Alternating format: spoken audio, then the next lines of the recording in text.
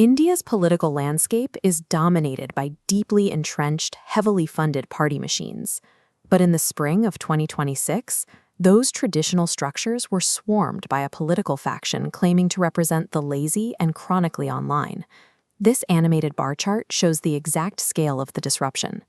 Within days of its launch, the satirical group amassed over 20 million followers, entirely eclipsing the social media footprint of the incumbent ruling party.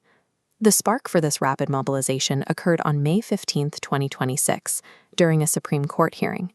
The Chief Justice was addressing the issue of fake legal degrees, and during his remarks he used the word cockroaches to describe the individuals involved. The Chief Justice later clarified his comments, but the damage was already done. The term struck a nerve with millions of young Indians who were already dealing with high unemployment rates and the fallout from the massive NEET UG medical exam paper leaks. They took the slur personally. Abhijeet Dipke, a 30-year-old PR student studying in Boston, saw an opening. Relying entirely on artificial intelligence tools like Claude and ChatGPT, he drafted a manifesto, built a website, and launched the Cockroach Janta party. A joke built with AI software suddenly held the attention of a massive electorate. The rapid ascent leaves us asking whether we are witnessing a genuine, widespread political awakening or a highly sophisticated algorithmic illusion. The Cockroach Janta Party, or CJP, succeeded by turning political discourse into an inside joke. By leaning heavily into self-deprecating irony, they bypassed the usual partisan defenses that voters put up when they engage with traditional politics.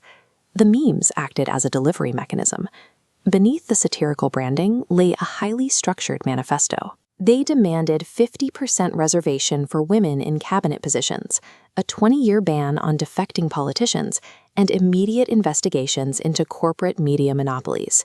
Users latched onto these policy goals while maintaining the joke, flooding the internet with the hashtag #MainBeCockroach, meaning I too am a cockroach.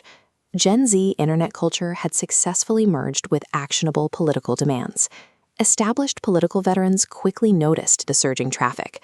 Prominent figures publicly endorsed the collective, sensing an opportunity to channel youth frustration into their own platforms.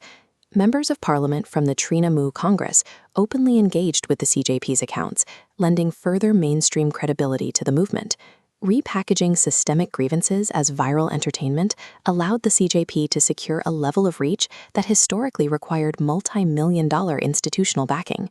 They proved that a meme could command the same influence as an established campaign. The explosion in followers drew immediate scrutiny.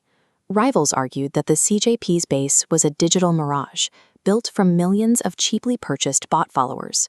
Critics also scrutinized the founder's resume. Dipke had previously worked directly for the social media team of the Aam Aadmi Party, a prominent opposition group. This fueled accusations that the CJP was a subcontracted proxy war, functioning as a human shield for traditional parties who wanted to weaponize Gen Z anger without taking the direct risk themselves. Despite the party's own admission of being lazy, the Indian government treated the collective as a legitimate national security threat. Acting on intelligence reports, the state invoked Section 69A of the Information Technology Act. They abruptly withheld the CJP's X account and scrubbed their website entirely from the Indian internet. The escalation quickly moved from digital censorship to physical danger. Dipke received anonymous international death threats via encrypted messages, demanding he shut the operation down. The aggressive crackdown had a paradoxical effect. By deploying the full weight of the state against a satirical internet account, the government validated the movement's reach, exposing an extreme fragility in traditional power structures. Dipke recognized that digital metrics carry little weight when trying to force actual government accountability. A blocked website cannot draft legislation or sustain a movement indefinitely. Rejecting lucrative job offers in the United States, he booked a flight back to New Delhi for June 6th, preparing to test the movement's physical viability. The objective was a physical protest at Jantar Mantar. The immediate demand, the resignation of the education minister, over the continuing fallout from the NEET exam leaks. Dipke is trying to harness a deeply rooted, pre-existing anger. Protests over youth unemployment and examination failures have regularly spilled into the streets. The CJP is simply attempting to act as the coordinating funnel. This entire sequence of events proves that a political identity can now be crowd-built, meme-led, and scaled overnight using artificial intelligence. The financial and logistical barriers to starting a national movement have dropped to nearly zero. The Cockroach Janta party highlighted a specific, simmering frustration among youth.